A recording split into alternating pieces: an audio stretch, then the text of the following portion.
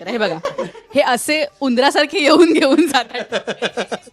मी त्यांच्या भरोशावर आले ना आज. थोडीशी भाकरी हवी आहे. मी love you my green forest. Yes. मला प्रचंड आवडतो. डाळ आणि पालक एकत्र शिजवून त्याला ते मस्त घोटून घ्यायचं आणि मग त्याला वरणाची मस्त फोडणी द्यायची.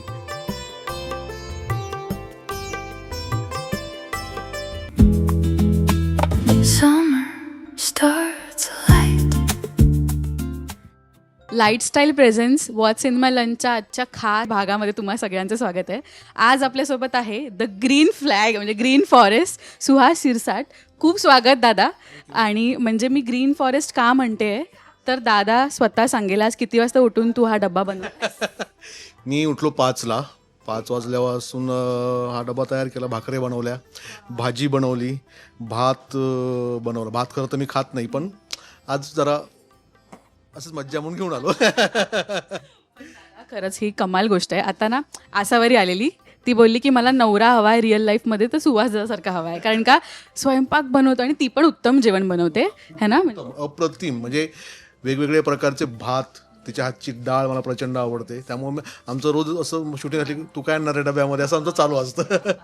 पण ऑन कॅमेरा पमाची खानावळ आहे आणि ती उत्तम जेवण बनवते, पण ऑफ कॅमेरा दादा किती विरोधाभास आहे की तुला उत्तम स्वयंपाक जमतोय. म्हणजे मला सांग ही सुरुवात कुठून झाली. हे म्हणजे प्रत्येक मुलाला स्वयंपाक आला पाहिजे, म्हणजे काय म्हणतो आपण सर्वायवल स्किल असलं पाहिजे, पण तुला इतकं सगळं ते पण भाकरी वगैरे तू बनवले. परिस्थितीने शिकवलं ग.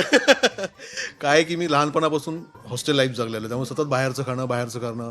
मुंबईतही आलो, मुंबईतही सतत बाहेरचंच खाणं असायचं सगळं शूटिंगचं, किंवा मग कुठे हॉटेलला जाऊन जेवणं. पण त्याचा एक वेळेला कंटाळा आला मला बाहेरचा. मग सुरुवात खिचडीपासून सुरू झाली. आणि काय होतं ना, मी दिवाळीत गेलो ना तर मी नेहमी दिवाळी किंवा कधी गावी गेलो तर मी आधी आई काय करते ते ऑब्झर्व करायचो. दिवाळीच्या सगळ्या स्वयंपाकाला मदत करणं हे सगळं, तिथून मग मला आवड निर्माण झाली. खरं तर आधी खूप कंटाळा यायचा बनवायचा, पण परिस्थिती मग आवड निर्माण झाली. आणि मग आता म्हणजे काही बनवायचं असेल सुरुवातीच्या काळात तर मी आईला किंवा बहिणीला फोन करायचो, हे असं असं बनलं कसं बनवायचं. मग त्या मला रेसिपी सांगायची, हे टाक ते टाक. मग त्यातून आता मी त्यांच्यापेक्षा एकदम एकदम काय आणलंयस. मी डाळ पालक आणलेला आहे. हे मला प्रचंड आवडतो. डाळ आणि पालक एकत्र शिजवून त्याला ते मस्त घोटून घ्यायचं आणि मग त्याला वरणाची मस्त फोडणी द्यायची. तर हे लोणचं आहे. हे म्हणजे कुठून का मला आवड निर्माण झाली, का चांगला स्वयंपाक येतो, तर हे लोणचंचं तुला खाशी सांगतो की माझ्या आईनं बनवलेलं आहे घरचं. हे दरवर्षी आमच्यासाठी लोणचं बनवते आणि याचे खूप लोक हे आहेत, फॅन आहेत की घेऊन जातात ते घरनं, की नाही आईनं लोणचं आणलं असेल दे. तर ते हे लोणचं अप्रतिम आहे. साईड बिझनेस सुरू करावा असं मला असं वाटतं. खरं तर आवड खूप आहे. बघू पुढे काही नशिबात असेल किंवा झालं तर नक्कीच करणार आहे. मला असं वाटतं तू आता सकाळी 5 वाजता जेवण बनवलंयस, आता तू डिझर्व करतोस पहिली बाईट, कारण का सीनही खूप लागोपाठ सुरू आहे. तो प्लीज ते सुख तुझं. येस. तुझं मला काय म्हणू त्याला अभिप्राय खूप महत्वाचा आहे, कारण आपलं बऱ्याच दिवसापासून चाललेलं उस खुशी में तो एक बाईट बनत आहे. पण हे मराठवाडा स्टाईलचं आहे तुझं. बीडचं आहे सगळं. ही आईच्या हातचीच रेसिपी आहे. मला सांग कसं झालंय ते.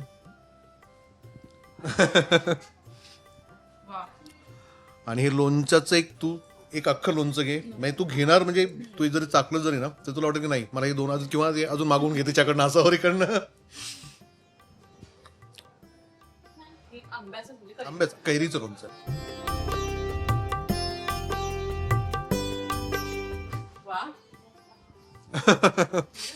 कधीच मी नाही खाल्लं असं. क्या बात आहे. हो. मी कोकणातली आहे बरोबर आहे. हा, आणि तू कोकणातली मालिका केलीस. आताही परत कुटुंब हे कोकणातलंच आहे, राईट. पण आपल्या महाराष्ट्रीयन क्युझिन इतकं डायव्हर्स आहे ना, म्हणजे आता ही पण भाजी आमच्या घरी खोबरं घालतात, तुमच्याकडे वेगळी पद्धत आहे. आमच्याकडे याच्यात खोबरं किंवा शेंगदाण्याचं कूट नाही, पण आमच्याकडे जसं कोकणामध्ये खोबरं सगळं भाज्यांमध्ये असतं तसं आमच्याकडे शेंगदाण्याचं कूट असतं. आणि मला वाटतं त्या प्रदेशानुसार ती तिथली खाद्य संस्कृती असते. म्हणजे आमच्याकडे तिखट खूप होतं, कारण तिकडं फार प्रचंड उकाडा आणि सगळंच हे आहे. तिकडं विदर्भात गेलं तर परत अजून वेगळं आहे. इकडे खानदेशात गेलं त्याची संस्कृती वेगळी आहे. त्यांचं ते भरीत वांगं असतं ते ते कमाल असतं. कोकण तर काय मास्याशिवाय पर्याय नाही कोकणात, तसं ते आहे. आणि पश्चिम महाराष्ट्रामध्ये सुद्धा खूप जेवण चांगलं मिळतं म्हणजे त्या त्या प्रदेशानुसार ती खाद्यसंस्कृती मला आवडतं. मी असं फुडी नाही आहे, कमी खायचं पण चांगलं खायचं असं आहे. पण आज तू सगळ्यांसाठी डबा आणलायस. मला सांग की इथे सेटवर तुझ्या आजची कोणती गोष्ट सगळ्यांना खूप जास्त आवडते? सगळ्यांना सगळंच आवडलं. आत्तापर्यंत मी जे काय आणलं ते मटकी आवडलेली. मी मटकी एकदा आणली होती पहिल्यांदा. मटकीची भाजी त्यांना प्रचंड आवडली. मी कारले आणले होते. कारले फारसे कोणाला आवडत नाहीत. आमची समयर आहे ती म्हणजे मी खाल्ले नाही कधी. मला हे खा आणि तिने अख्खं खाल्लं. म्हणजे ते भरलेलं कारलं असतं, शेंगदाण्याचं कूट आणि जसं लोणचं आई जसं मला बनवून देते ना तसंच काळं तिखट आणि लाल तिखट हे मी माझ्या घरचंच आणतो दरवर्षी. 1 वर्षाचं मला ती बनवून देते आई. आणि कॅमेरा पॅन करा. हे बघा, हे असे उंदरासारखे येऊन घेऊन जातात. मी त्यांच्या भरोशावर आले ना आज. थोडीशी भाकरी हवी आहे. मी बघ हे बघ हे बघ.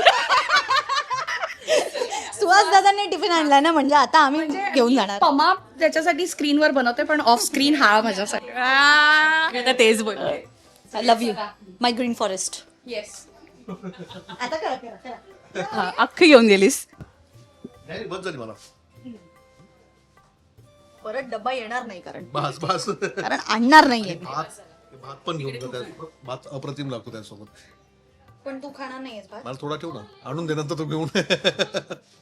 ठीक आहे.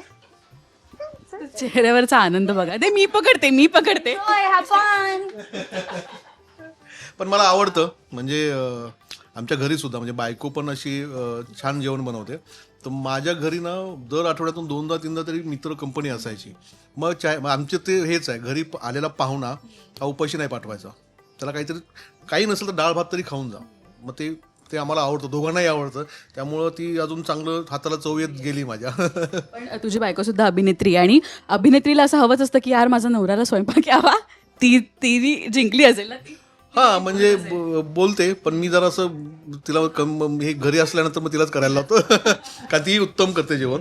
पण हां फक्त नॉनव्हेज असेल तर मग मीच सगळं. नॉनव्हेजचं मग माझ्याकडेच असतं ते सगळं आणण्यापासून ते. आणि हे भाजीपाला पण मला आणायला खूप आवडतो. ते सगळं मी करतो. पण त्याला सांग की असा कोणता पदार्थ आहे जो ऐकला किंवा जस्ट असं क्रेविंग झालं की घरची खूप आठवण येते आईची आणि आईच्या हातच्या त्या पदार्थाची खूप आठवण. आईच्या हातच्या सगळ्याच म्हणजे ती सगळ्या पालेभाज्या मला प्रचंड आवडतात. म्हणजे कारलं सुद्धा कोणाला आवडत नाही कडू असल्यामुळे, पण ते कडवटपणा लागत नाही त्यामध्ये आईच्या हातच्याचं खाल्ल्यानंतर. ते काय माहीत नाही, पण तसंच मी बनवतो. म्हणजे इथं आल्यानंतर खूप लोकांनी परत मला हे केलं की ते कारला आण एकदा कारला आण.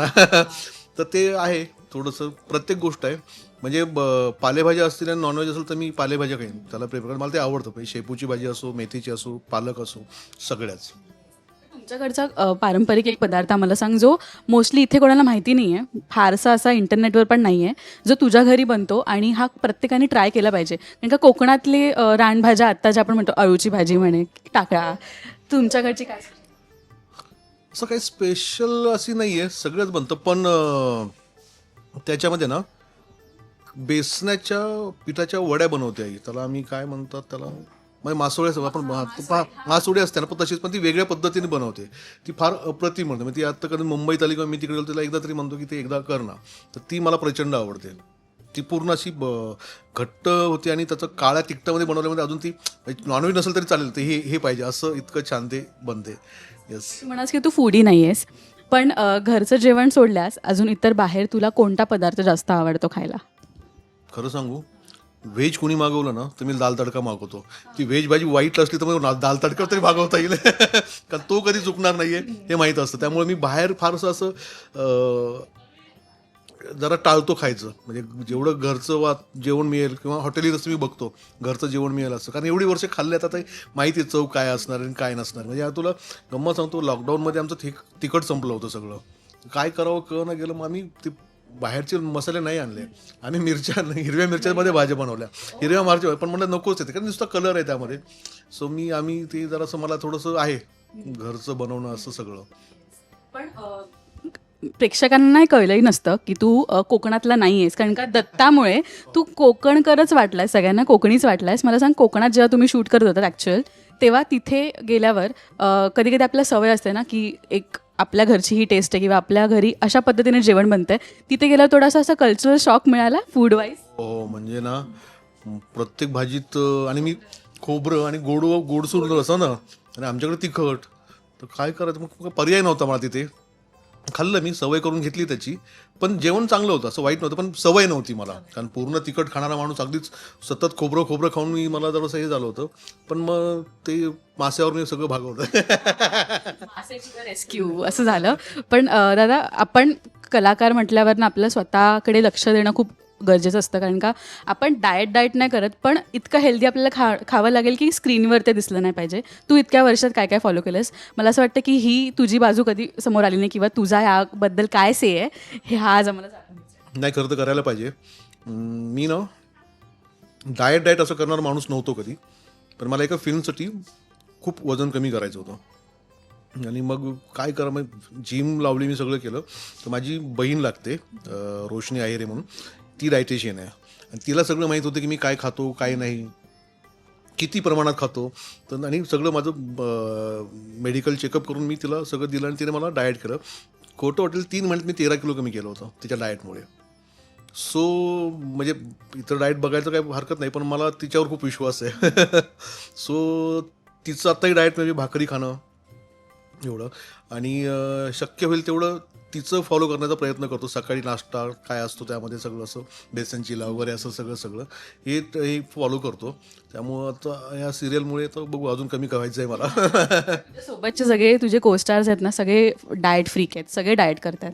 अदितीताई पण करते, ही मुलं जी यंग आहेत ते सगळे करतायत. त्यांच्याकडनं तुला काय टिप्स येतात का? तू त्यांच्याकडनं टिप्स घेतो की? खूप खूप महत्त्वाचा प्रश्न विचारलास. हे सगळं मी इतके दिवस मी सिरियलच्या आधी काय किनोवा जे आता नवीन आलंय ते काय आपल्याला आधी माहिती नव्हतं. त्यांना तसलं मी काही प्रकार करत नाही आहे. पण मला मोटिवेशन खूप दिलं राजने, म्हणजे जयने. कारण तो जर त्याचं बघितल्यानंतर मला समजतं, मलाच लाज वाटायची, यार हा काय म्हणजे डेडिकेशन न करतो हा. तर मी त्या दिवशी असंच बायकोचा फोन आला, काय जेवण इतकं असं म्हणून, हा माणूस आहे म्हणलं कारणीभूत त्याला. पण खरंच थँक्यू. त्यामुळे ते बरं वाटतं खाल्लं, आपण ते करतात म्हणलं तर आपल्याला थोडासा उत्साह येतो करायला. आणि जयमुळे मी आत्ता खूप कॉन्शियस आहे डाएटच्या बाबतीत, सगळ्याच बाबतीत. येस. पण तू स्वतःहून काय काटेकोरपणे फॉलो करतोस की आपल्याला किती लिमिटमध्ये खायचं आहे किंवा काय टाळायचं आहे मोस्टली? नाही, टाळायचं, भातच टाळतो मी, आणि भाकरी शक्यतो खायचा प्रयत्न करतो, पण ते होत नाही असं सतत हे करणं. मला भाकरी जास्त आवडते, तर तिला चपात्या असं होतं. पण जेवढं काय म्हणू त्याला करता येईल तेवढं करण्याचा प्रयत्न नक्कीच करतो. येस. कोणाच्या हातचं जेवण असावरी तर झालीच. अजून कोण? संजितनी पण आहे, संजितही च्या आईच्या हातची पण चव चांगली. तो चिकन 2दा 3दा तुम्हाला शोधत यायचं, दादा कुठे हे खा. कारण मी एकदा नॉनव्हेज जे बनवून आणलं होतं तेही खूप आवडलं होतं. आता संजितच्या आईच्या हातची पण खूप चव मस्त आहे. आदिती ताई पण, ती पण मस्त जेवण बनवते, म्हणजे ती आणते सगळं असं बनवून. हे दोघं तिघजणचं खूपच प्रमेय. आसावरी तर आहेच, पण हे दोघांच्या घरचंही मला आदिती ताई पण खूप चांगलं बनवते. हे सेटवरच्या आठवणी आहेत ना, नेहमी आपण अशा जपून ठेवू.